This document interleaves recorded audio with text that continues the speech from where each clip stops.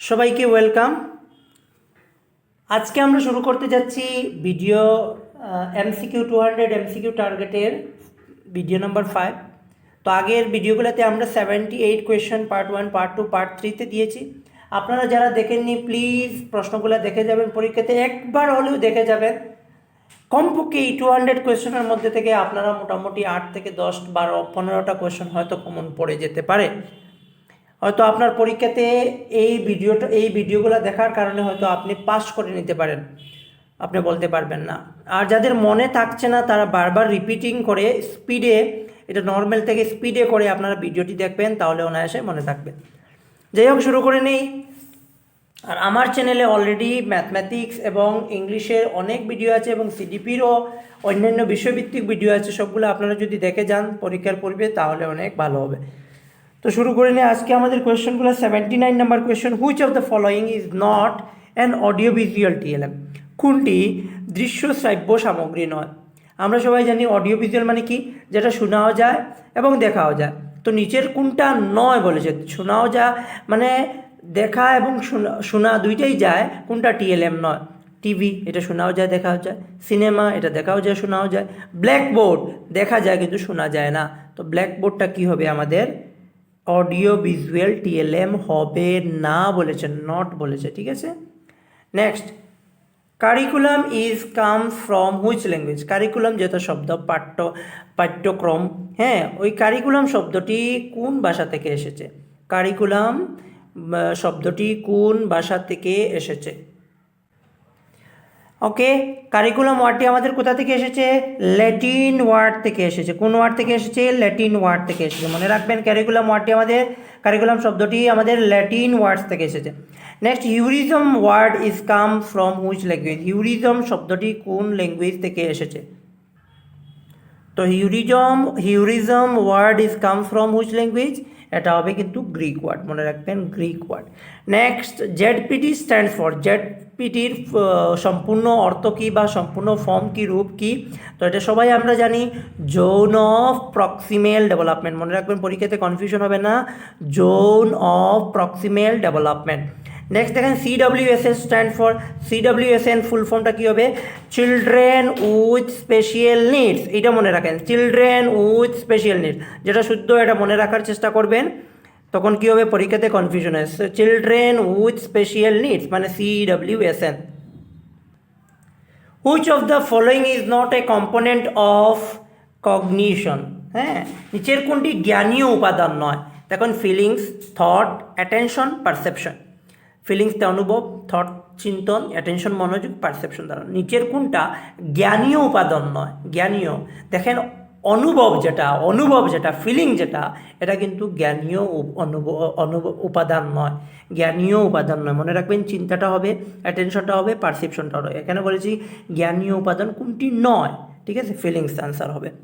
Next, পরের প্রশ্ন দেখি, identify the mismatch of the following. দেখুন, formal operation stage develop imagination, concrete operational stage understand কনজারভেশনটা developed হবে। Pre operational stage understand past and future, sensory motor acquire object permanence. তো এইখানে আমাদের mismatch, হ্যাঁ, কোনটা মিসম্যাচ? মানে দেখুন, ফর্মাল অপারেশন স্টেজে আর ডেভেলপ ইমাজিনেশনটা বাচ্চারা মনে রাখবা শৈশবকালে, হ্যাঁ, 0 থেকে 2 বছর, মানে সেন্সরি মোটর স্টেজে তার ইমাজিনেশনটা অলরেডি আয় যায়। তো এইখানে আমাদের ভুল অপশন দিয়েছে, তো অপশন আমাদের A1 যেটা বা এ যেটা আপনারা বলতে পারেন, এইটা মিসম্যাচ আছে, ঠিক আছে। এই অপশনটা আমাদের কি আছে? মিসম্যাচ আছে। বাকিগুলা কিন্তু ম্যাচ আছে, বাকিগুলা কি আছে? ম্যাচ আছে। এইটাই মিসম্যাচ ছিল। Next, a lesson can be introduce in the class by, হ্যাঁ, একটা পাঠের ভূমিকা শ্রেণীতে শুরু করা যায় আস্কিং কোয়েশ্চন, ইলাস্ট্রেশন উদাহরণ দ্বারা, টেলিং স্টোরিজ, হ্যাঁ, আপনি প্রশ্ন জিজ্ঞাসা করে শুরু করতে পারেন, আপনি উদাহরণ দিয়ে শুরু করতে পারেন, আপনি গল্প বলে শুরু করতে পারেন, অল অফ দ্য অ্যাবভ, সব কটাই হবে। আপনি প্রশ্ন জিজ্ঞাসা করে শুরু করতে পারেন, আপনি উদাহরণ দিয়েও শুরু করতে পারেন, আপনি গল্প বলেও শুরু করতে পারবেন। তাহলে এখানে কি হবে? অল অফ দ্য অ্যাবভ হবে। Next, micro teaching is a teacher training first develop by micro টিচিংটা কে ডেভেলপ করছেন মনে রাখবা micro teaching very very important question এইটা আইতে পারে এটা মনে রাখবা ডুইট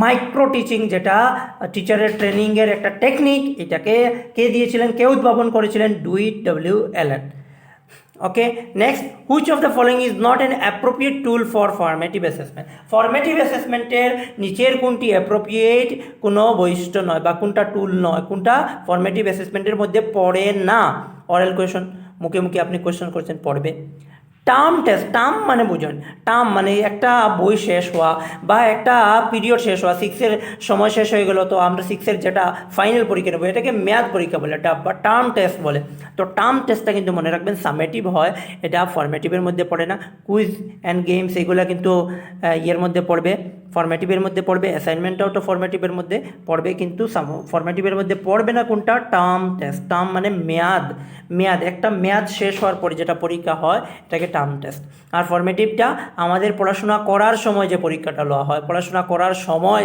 হ্যাঁ আমরা পড়াশোনা করি আর ওই সময় যে পরীক্ষাটা লওয়া হয় এটা ফর্মেটিভ অ্যাসেসমেন্ট আর যেটা লাস্টে লওয়া হয় বা সেমিস্টারের এন্ডে লওয়া হয় তখন এটাকে আমরা বলতে পারি summative assessment next assessment by only paper pencil হ্যাঁ পেপার পেন্সিল দিয়ে আমরা যখন অ্যাসেসমেন্ট করব মূল্যায়ন করব তখন হ্যাঁ এই মূল্যায়নটা সামগ্রিক মূল্যায়ন হইব না অনবরত মূল্যায়ন হইব না সার্বিক মূল্যায়ন হইব না সীমা মূল্যায়ন হইব এটা মনে রাখুন খালি যদি আপনি পেপার আর পেন্সিল দিয়ে তারা মূল্যায়ন করেন তার ডিসিপ্লিন দেখুন না তার অন্যান্য ট্যালেন্ট আছে গান ভালো করতে পারে চিত্র ভালো আঁকতে পারে এগুলো যদি দেখুন না তাইলে আপনার অ্যাসেসমেন্টটা কী হইব লিমিটস অ্যাসেসমেন্ট সীমা মূল্যায়ন এটা লিমিটস করে দেব তারা একটা লিমিট পর্যন্ত তারা অ্যাসেসমেন্ট করবা তো এটা আনসার কোনটা হইব limits assessment CCE stands for continuous and comprehensive evaluation মনে রাখবেন শুদ্ধ উত্তরটা আপনারা মনে রাখার চেষ্টা করবেন continuous and comprehensive evaluation CC stands for CC সম্পূর্ণ রূপটা কি continuous and comprehensive evaluation Which of the following is not an acquired trait of learner?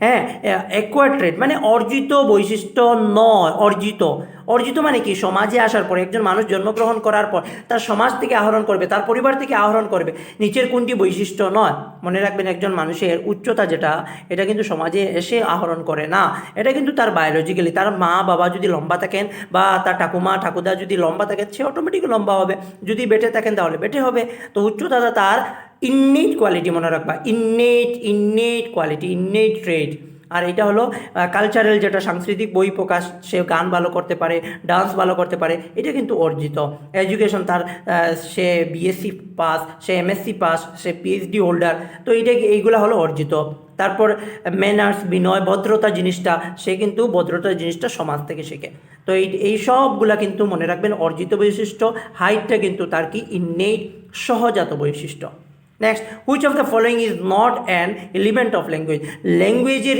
Elements কোনটি নয় ল্যাঙ্গুয়েজের উপাদান কোনটি নয় মনে রাখবেন প্র্যাগমেটিক্স সিম্যান্টিক্স গ্রামার এগুলো ল্যাঙ্গুয়েজের এলিমেন্ট আর ল্যাঙ্গুইস্টিক মানে এটা তো ল্যাঙ্গুয়েজের কথা বলছে এটা ল্যাঙ্গুয়েজের এলিমেন্টস নয় মনে রাখবেন ল্যাঙ্গুইস্টিক যেটা এটা ল্যাঙ্গুয়েজের এলিমেন্ট নয় ল্যাঙ্গুয়েজ নিয়ে স্টাডি করাকে ল্যাঙ্গুইস্টিক বলা হয় ঠিক আছে তাহলে আমাদের এখানে বলেছে ল্যাঙ্গুয়েজের এলিমেন্ট নয় কোনটি এটা কিন্তু এলিমেন্ট এটাও এলিমেন্ট গ্রামারটাও এলিমেন্ট কিন্তু ল্যাঙ্গুইস্টিকটা আমাদের কি হবে না এলিমেন্ট অফ ল্যাঙ্গুয়েজ হবে না next language that thought process ল্যাঙ্গুয়েজটা ভাষাটা কী করে আমরা চিন্তারে কী করে সম্পূর্ণ নিয়ন্ত্রণ করে আমরা ভাষাটা কি তা সম্পূর্ণ নিয়ন্ত্রণ করে নিই নেক্সট টোটাল গভর্নস আস এটা তো পড়ে নিলাম has an influence on our আমাদের উপরে একটা প্রভাব ফেলে ল্যাঙ্গুয়েজটায় আমাদের উপরে একটা প্রভাব ফেলে ক্যান নট ডিটারমাইন নির্ধারণ করা যায় না ডাজ নট ইনফ্লুয়েন্স দ্য প্রভাব ফেলে না তো ভালো মতো বোঝার চেষ্টা করেন এটা একটা ইনফ্লুয়েন্স ফেলে আমাদের উপরে একটা প্রভাব ফেলে মনে রাখবেন তো হ্যাজ অ্যান ইনফ্লুয়েন্স অন আস আমাদের উপর কি করে একটা প্রভাব ফেলে মনে রাখবেন আমাদের উপর একটি প্রভাব কিন্তু সম্পূর্ণভাবে প্রভাব ফেলে না সম্পূর্ণ নিয়ন্ত্রণ করে না আমাদের মনে রাখবেন এটা কি করে একটা প্রভাব ফেলে ভাষাটা আমাদের কি করে কিছু হলেও একটা আমাদের প্রভাব ফেলে নেক্সট দেখুন, the concept of private speech of children are propose by Vygotsky. Vygotsky কী করেছেন, প্রাইভেট স্পিচ, তারপরে ন্যাচারাল স্পিচ, সোশিয়াল স্পিচ, হ্যাঁ এইগুলা দিয়েছেন। তো এখানে প্রাইভেট স্পিচের কথা বলেছে, প্রাইভেট স্পিচে কী বোঝাচ্ছে, shows that children love themselves, সে নিজেকে নিজে ভালোবাসে। Illustrates that children use speech to guide their own action, তার নিজের কাজগুলোকে গাইড করার জন্য সে নিজে নিজে কী করে স্পিচ করে, private speech. Shows that children are stupid and thus need guidance of adult, student মানে শিশুরা খুব বোকা থাকে আর তারা সব সময় কী করতে লাগে, গাইড করতে লাগে। Next, illustrate that children are egocentric, সবসময় মানে এখানে বোঝাচ্ছে যে প্রাইভেট স্পিচটা বোঝাচ্ছে যে সবসময় ইগোসেন্ট্রিক। তো এখানে আমাদের কারেক্ট আনসারটা হবে, মনে রাখবেন, সে কী করে প্রাইভেট স্পিচ দ্বারা সে নিজেকে নিজে গাইড করে, প্রাইভেট স্পিচের দ্বারা সে নিজেকে নিজে কী করে, গাইড করে। Next, development of the capacity for abstract scientific thinking is a characteristics. Abstract যখনই মনে রাখবেন, অ্যাবস্ট্রাক্ট যখনই বলবে তখন ফর্ম্যাল অপারেশনাল স্টেজ, চারটে স্টেজ আছে, sensory motor, pre operational, concrete, formal. তো ফর্ম্যালে অ্যাবস্ট্রাক্ট থিঙ্কিং, আর কনক্রিটের মধ্যে কনক্রিট থিঙ্কিং, ঠিক আছে। আর সেন্সরি মোটরগুলোতে সেন্সের দ্বারা, এবং প্রি অপারেশনাল স্টেজে তার কী হয়, অ্যানিমিজম, তারপরে ট্রান্সডাক্টিভ রিজনিং, এইগুলো তার উৎপন্ন হয় বা ডেভেলপড হয়, ঠিক আছে। তো মনে রাখবেন এখানে আমাদের অ্যাবস্ট্রাক্ট সাইন্টিফিক থিঙ্কিংটা কোন স্টেজে ডেভেলপড হয়, মনে রাখবেন formal operational stage. According to Kohlberg, thinking process involved in judgement about question of right and wrong is god. একটা কোয়েশন, একটা প্রশ্নর জাজমেন্ট করতে, বিচার করতে, আপনি শুদ্ধ না ভুল তাহাকে আপনি কি বলবেন, মানে একটা শুদ্ধ যাচাই করা এবং ভুলও যাচাই করা, শুদ্ধ না ভুল এটা যাচাই করারে কি কইবা, নৈতিকতা, মরালিটি কোঅপারেশন কইবা, মরাল রিজনিং কইবা, মরাল রিয়েলিজম কইবা, মরাল ডাইলেমা কইবা। মনে রাখবা এটারে মরাল রিজনিং কইবা। আপনি যুক্তি দেখাইবা এটা ভুল তাহলে ভুল, আপনি যুক্তি দেখাইবা এটা শুদ্ধ তাহলে শুদ্ধ, তখন এইরকমের ইয়েরে কয় মরাল রিজনিং। তো এটা আমাদের কোনটা আনসার হবে, মরাল রিজনিং। মনে রাখবেন কলবার্গে যে কথাটি বলেছেন যে এখানে আপনি কোনো একটা বস্তু মানে প্রশ্নর জাজমেন্ট করা রাইট না রং, এটার মরাল রিজনিং হয়, আপনি যুক্তি দেখাই এটার কী করবা, নৈতিকতা সিলেক্ট করবা। Next, according to Piaget cognitive theory of learning, the process by which cognitive structure is modified. যখন আপনার মাথার যে স্ট্রাকচারটা আছে, মানে আপনার মাথার মধ্যে যেটা জিনিস আছে ওইটা রদবদল করা হয়, অদল বদল করা হয়, চেঞ্জ করা হয়, মডিফাই করা হয়, ঠিক আছে। হ্যাঁ, এখানে বাড়ানি হওয়ার ঠিকই আছে, কিন্তু এখানে ডাইরেক্ট চেঞ্জ করা হয়, চেঞ্জ বলেছে। যখন মডিফিকেশন হবে, মডিফিকেশন মনে রাখবেন, তখন অ্যাকোমোডেশন বলা হয়। আর যখন অ্যাড হবে, নতুন জিনিস কোনো অ্যাড হবে, হ্যাঁ চেঞ্জ হবে, জাস্ট ঢুকলো মাথাতে, তো এটাকে বলবো অ্যাসিমিলেশন। আর মেন্টাল স্ট্রাকচারটাকে কি বলবো, স্কিমা বলবো। হ্যাঁ, পারসেপশনটা আলাদা জিনিস, তার ধারণা। তো মনে রাখবেন এখানে কি হবে, আমাদের অ্যাকোমোডেশন হবে। নেক্সট প্রশ্ন দেখুন, correctly match the following, correctly match কর্তা। তো আপনারা কি করবা পরীক্ষাতে, দেখুন প্রথমে আপনি সেন্সরি মোটরটা লইন, সেন্সরি মোটরটা কার লগে মিলে 0 to 2 years সেন্সরি মোটর, হ্যাঁ সেন্সরি মোটর, সংবেদন সঞ্চালন স্তর। তারপরে আমাদের প্রি অপারেশন স্টেজ, এটা কার লগে মিলে 2 to 7 years। তারপরে কনক্রিটটা কার লগে মিলে 7 to 11 years। আর ফর্মেলটা এটার লগে মিলে, তার মানে 1টা আপনার 4-এর লগে, 2টা আপনার 3-র লগে, 1টা 4, 2টা 3, ঠিক আছে, এই দুইটাতেও আছে। তারপরে যখন 3টা আপনার কনক্রিট অপারেশন স্টেজটা 1-এর লগে, তো এইটা কারেক্ট হইব। দেখুন 1 4 2 3 3 1 4 2, তো এই অপশনটা আমাদের কারেক্ট হবে। পরীক্ষাতে এই ধরনের প্রশ্ন বেশি থাকবে, আপনি ম্যাচ করতা, তারপরে এখানে আবার এই অপশন থাকবো, তো এইগুলোই বেশি থাকবো, মনে রাখবা। সময় আপনাদের কনজিউমিং করার জন্য এগুলো অপশন দিয়ে থাকে। Next, according to Kohlberg, at which level is morality is externally control. মরালিটিটা আপনার বাহ্যিকভাবে নিয়ন্ত্রিত করা হবে, বাইরের থেকে নিয়ন্ত্রণ করা হবে। মনে রাখবেন 3টা স্টেজ আছে, প্রি কনভেনশনাল, কনভেনশনাল এবং পোস্ট কনভেনশনাল। তো প্রি কনভেনশনালের মধ্যে কী করা হয়, মরালিটিটাকে এক্সটার্নালি কন্ট্রোল করা হয়, বাহ্যিকভাবে কী করা হয়, মানে নিয়ন্ত্রণ করা যায়। Next, in the context of language development which of the following areas are underestimate. হ্যাঁ, ইন পিয়াজেট থিওরি, এখানে লিখে রাখেন, in Piaget theory, Piaget theory.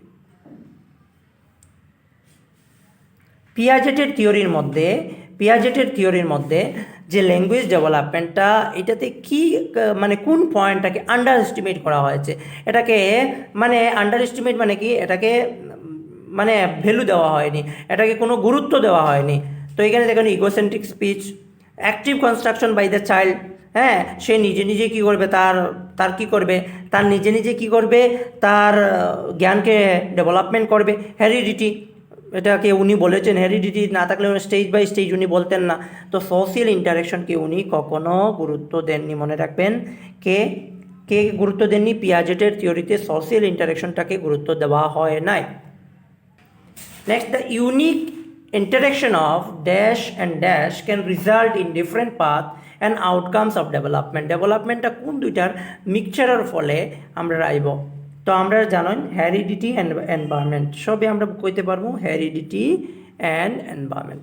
Next দেখুন ডেভেলপমেন্ট স্টার্টস ফ্রম ডেভেলপমেন্টটা বিকাশটা আরম্ভ হয় শেষ বাল্যকাল থাকিয়া, প্রাক ভূমিষ্ঠ থাকিয়া, শৈশবকাল থাকিয়া, প্রাক বাল্যকাল থেকে। মনে রাখবা মায়ের গর্ভ থেকে, মায়ের গর্ভ এই স্টেজটার নাম কি? Prenatal stage. মাতৃগর্ভ থেকে, প্রাক ভূমিষ্ঠ অবস্থা থেকে আমাদের কি হয়ে যায়? আমাদের বিকাশ আরম্ভ হয়ে যায়। মনে রাখবেন জন্মের আগ থাকিয়া, মাতৃগর্ভ থেকে আপনার বিকাশটা আরম্ভ হয় এবং মরা অবধি চলে। From womb to tomb. Next, according to Raiban, stages of development is divided into how many types? তো মনে রাখবা বাকি সবার মধ্যে 4 ভাগ, অনলি রাইবানের মধ্যে বিকাশের স্তরটারে কয় ভাগে ভাগ করা হয়েছে? 6 ভাগে ভাগ করা হয়েছে। মনে রাখবা, আপনারা কনফিউশন হইবে না, রাইবান 6টি ভাগে ভাগ করেছে, ঠিক আছে? বিকাশের যে স্তরগুলোকে উনি 6টি ভাগে ভাগ করেছেন। Next, the main cause of individual difference due to, আমাদের মধ্যে যে ব্যক্তি বৈষম্য দেখা দেয় এগুলা মেইন কারণ কি? তো সবাই জানি আমরা বংশগতির কারণে হতে পারে আর পরিবেশের কারণে, দুইটাই আনসার হতে পারে। তো এ অ্যান্ড বি হবে, কি আনসার হবে? এ অ্যান্ড বি। বংশগতির কারণে হতে পারে, পরিবেশের কারণে হতে পারে, তো A and B is the correct answer. Next, which of the following determine the heredity, নিচের কোনটি বংশগতি নির্ধারণ করে? আমরা সবাই জানি বংশগতিকে নির্ধারণ করে জিন। আমাদের ক্রোমোজোমের ভিতরে জিন থাকে, ক্রোমোজোম কতটি থাকে? 23 জোড়া, 46টি মনে রাখবেন। নেক্সট, দ্য ওয়ার্ড হবে না এখানে, the sentence adolescence come from which language, the word হবে এখানে, পরেরটাতে আমাদের সেন্টেন্স হবে, এখানে দ্য ওয়ার্ড হবে। The word adolescence come from which language, adolescence শব্দটি কোন ভাষা থেকে এসেছে? অ্যাডোলেসেন্স শব্দটি আপনার কোন ভাষা থেকে আইছে? অ্যাডোলেসেন্স শব্দটি কোন ভাষা থেকে এসেছে? তো মনে রাখবেন অ্যাডোলেসেন্ট যে শব্দটি, এটি কোন ভাষা থেকে এসেছে? ল্যাটিন ভাষা থেকে এসেছে। হু ইস্টাবলিশ মন্টেসরি স্কুল, মন্টেসরি স্কুলগুলার প্রতিষ্ঠাতাকে, কে প্রথম এগুলো প্রতিষ্ঠা করেছেন? তো মনে রাখবেন মারিয়া মন্টেসরি প্রথম কি করেছেন? মন্টেসরি স্কুলগুলার প্রতিষ্ঠাতা তিনি। Next, imitation is the characteristics of which stage, ইমিটেশনটা কোন স্টেজের একটা ক্যারেক্টারিস্টিক? মনে রাখবো অনুকরণ ছোটো বাচ্চার ক্ষেত্রে, তো ইনফ্যান্সি শৈশবকাল, ছোটো বাচ্চা তারা মা বাবার অনুকরণ করে বা যে কোনো মানুষকে অনুকরণ করে তারা কাজ করার চেষ্টা করে। Next, who said this adolescence is a period of storm and stress, কে বলেছেন কৈশোরকাল হলো উৎপীড়ন এবং জোর তুফানের কাল? এটা কে বলেছেন? মনে রাখবেন, it is very very important question. এটা স্ট্যানলি হল বলেছিলেন। উনি একটি বই লিখেছেন অ্যাডোলেসেন্স, মনে রাখবেন পরীক্ষাতে এটাও আসতে পারে। অ্যাডোলেসেন্স বইটির লেখককে স্ট্যানলি হল, মনে রাখবেন। ওই বইয়ের মধ্যে তিনি এই কথাটি উল্লেখ করেছেন, adolescence is a period of storm and stress, কৈশোরকাল হলো উৎপীড়ন এবং ঝড় তুফানের বয়স। নেক্সট, কোন সনে এনসিইআরটি গঠন করা হয়েছিল? মনে রাখবেন এনসিইআরটিটা 1961 গঠন করা হয়েছিল। কোন সনে, কত সালে, কোন সনে এনসিইআরটিটা গঠন করা হয়েছিল? মনে রাখবেন এনসিইআরটিটা গঠন করা হয়েছিল 1961। Next, who is the father of education সাইকোলজির ফাদার? মনে রাখবেন ইএল থর্নডাইক হলেন এডুকেশন সাইকোলজির father. Next, people associated to gestaltism, গেস্টালিজমে কোন ব্যক্তিরা জড়িত আসলা? তো এখানে Wertheimer, Koffka, Kohler, Thorndike, Pavlov, Skinner, Binet, Spearman, Terman, Watson, Piaget, Kohlberg. মনে রাখবেন ওয়ার্দিমার, কফকা অ্যান্ড কহলার, ওনারা গেস্টালিজম থিওরিটা প্রবর্তন করেছিলেন। এর থেকে সব থেকে ফেমাস হলো ইনসাইট থিওরি, যেটা কে দিয়েছিলেন? কহলার দিয়েছিলেন। ঠিক আছে, মনে রাখবেন গ্যাস্ট্রালিজম থিওরিটার সাথে কারা কারা জড়িত? Wertheimer, Koffka and Kohler. Next, project method was given by, project মেথডটা কে দিয়েছেন? প্রজেক্ট মেথডটা মনে রাখবেন W.H. কিলপ্যাট্রিক। অনেক বইতে আপনার জন ডিউ পাবেন, জন ডিউ কিন্তু ভুল, মনে রাখবেন জন ডিউ নয়, W.H. কিলপ্যাট্রিক। নেক্সট, জন ডিউ কি দিয়েছেন? প্রগ্রেসিভ মেথডটা মনে রাখবেন, প্রগ্রেসিভ এডুকেশনের ফাদার হলেন John Dewey. Next, drive theory was given by, drive থিওরিটা কে দিয়েছিলেন? C Hull and K স্পিন্স। মনে রাখবেন ভেরি ভেরি ইম্পর্টেন্ট, ড্রাইভ থিওরিটা কে দিয়েছিলেন? C Hull and K Spence. Next, Dalton method was given by, Dalton মেথডটা কে দিয়েছেন? মনে রাখবেন হেলেন পারকাস্ট। হেলেন পারকাস্ট কি দিয়েছিলেন? ডেল্টন মেথডটা দিয়েছিলেন। কি মেথডটা দিয়েছিলেন? Dalton method. তো আজকে আমাদের এতটুকুই পর্যন্ত শেষ। আপনারা প্লিজ প্লিজ এগুলো সব ভিডিও দেখবেন এবং স্টাডি করবেন, তাহলেই আপনারা ভালো মার্কস স্কোর করতে পারবেন।